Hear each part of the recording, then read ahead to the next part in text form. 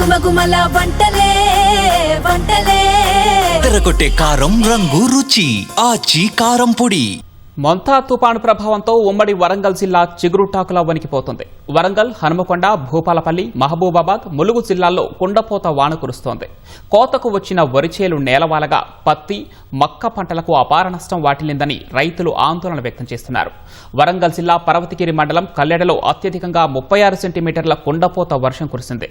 భారీ వర్షాల దృష్ట్యా రేపు వరంగల్ జిల్లాలో విద్యా సంస్థలకు కలెక్టర్ సెలవు ప్రకటించారు.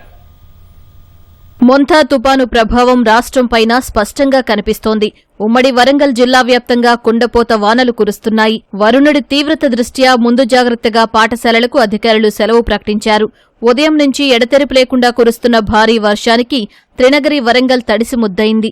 అండర్ రైల్వే బ్రిడ్జి కిందకు భారీగా నీరు చేరడంతో వాహనదారులు తీవ్ర అవస్థలు పడుతున్నారు.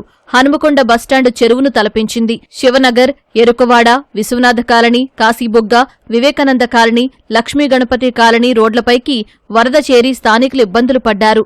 రైలు పట్టాలపై వరద నీరు చేరడంతో విజయవాడకు వెళ్లే ఇంటర్సిటీ ఎక్స్ప్రెస్, ఈస్ట్ కోస్ట్ రైలును వరంగల్ రైల్వే స్టేషన్లో అధికారులు నిలిపివేశారు.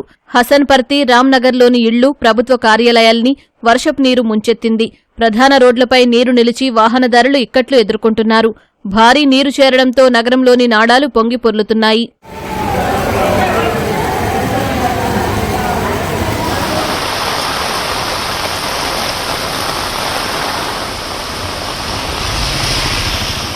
ప్రధానంగా మహబూబాబాద్ జిల్లాలో ఉదయం నుంచి తెరుపునివ్వకపోవడంతో జనజీవనం స్తంభించింది.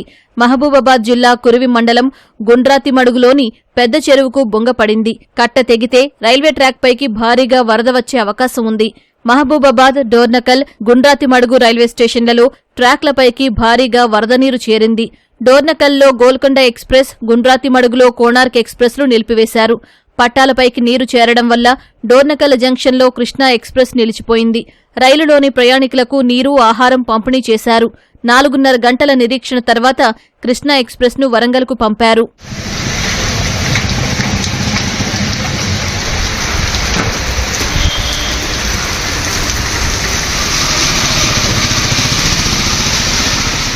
ములుగు, భూపాలపల్లి జిల్లాల్లోనూ వర్షాలు బీభత్సం సృష్టిస్తున్నాయి.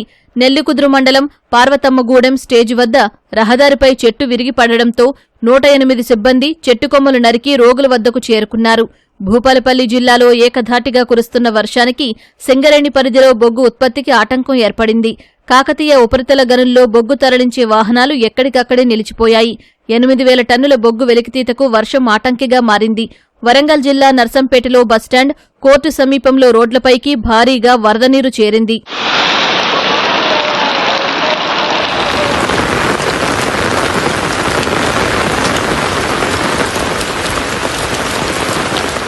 జనగామ జిల్లా స్టేషన్ ఘనపూర్లో జడివాన కురిసింది. జనగామ జిల్లాలోని అన్ని మండలాల్లో వర్షం కురుస్తూ ఉండటంతో అధికారులు అప్రమత్తమయ్యారు. వర్షాల వేళ ప్రజలు అప్రమత్తంగా ఉండాలని మంత్రి సీతక్క కోరారు. ప్రజలు కూడా వర్షాలు పడుతున్న సందర్భంగా బయటికి రావడం గాని, పశువులను బయటికి దొరికిరావడం గాని, చేపల వేటకు గాని అటు రాకుండా, ఎందుకంటే ఈదురుగాలు కూడా బాగా వీస్తున్న నేపథ్యంలో అందరూ అప్రమత్తంగా ఉండాలని పేరున కోరుకుంటూ జాగ్రత్తగా ఉండాలి. స్వీయ నియంత్రణ పాటించాలి. ఈ చల్లగా వస్తున్నటువంటి ఈదురుగాలతో కూడా కొంత హెల్త్ ప్రాబ్లం ఉన్నటువంటి వాళ్లకు ఇంకా ఎఫెక్ట్ అవుతుంది. కాబట్టి ఇళ్ల నుంచి బయటకు రావద్దని మనస్ఫూర్తిగా విజ్ఞప్తి చేస్తాం. భారీ వర్షం, ఈదురుగాలులకు హనుమకొండ జిల్లా పరకాలలోని శ్రీ భవానీ కుంకుమేశ్వర స్వామి ఆలయ ప్రాంగణంలో ఏర్పాటు చేసిన కార్తీక మహారుద్ర యాగశాల కూలిపోయింది. నవంబర్ 3న నిర్వహించే కార్తీక మహారుద్ర యాగం కోసం పెద్ద ఎత్తున యాగశాలను ఏర్పాటు చేయగా ఈదురుగాలుల ధాటికి కుప్పకూలింది. వరంగల్ జిల్లా నర్సంపేట నియోజకవర్గం పరిధిలో వరుణుడి ధాటికి పత్తి, మిర్చి, వరి పంట పొలాలు దెబ్బతిన్నాయి. తీరా నోటికాడికి వచ్చిన సమయంలో వానదేవుడు నిండా ముంచాడని అన్నదాతలు వాపోయారు.